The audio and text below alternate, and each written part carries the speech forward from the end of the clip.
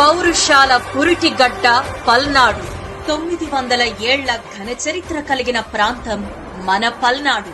మాచర్ల రాజధానిగా పల్నాడును అనుగురాజు పాలించేవారు.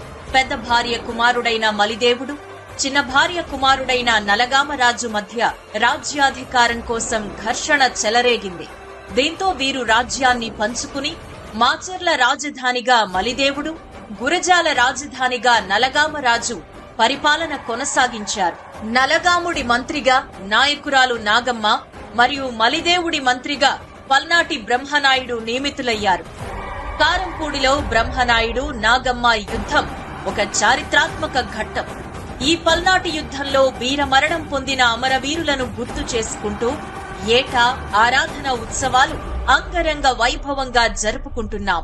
అన్యాయాన్ని ఎదిరించడం కోసం పోరాడి పలనాటి గడ్డ మీద యుద్ధంలో మరణిస్తే వీర స్వర్గానికి చేరుకోవడమే విజయమని భావించి గెలుపు కోసమే కాకుండా వీర మరణం కోసం రణం చేసిన పలనాటి వీరులారా, ఆనాడు మీరు యుద్ధం చేసిన ఆయుధాలు ఇవే ఇవే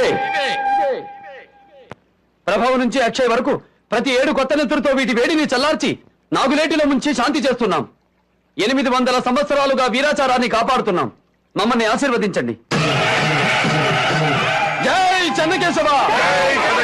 ప్రతి సంవత్సరం 5 రోజుల పాటు ఈ ఆరాధన ఉత్సవాలు జరుగుతాయి. మొదటి రోజు రాచగావు, రెండో రోజు రాయబారం, మూడో రోజు మందపోరు, 4వ రోజు కోడిపోరు, 5వ రోజు కల్లిపాడు అనే యుద్ధ ఘట్టాలను ఆచారవంతులు ప్రదర్శిస్తూ గానం చేస్తారు. కుల మతాలకు అతీతంగా జరిగే ఈ ఉత్సవాల్లో ప్రజలు భారీగా పాల్గొంటారు.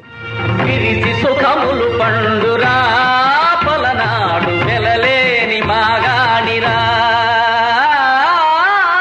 పలనాడు వెలలేని మాగాడిరా.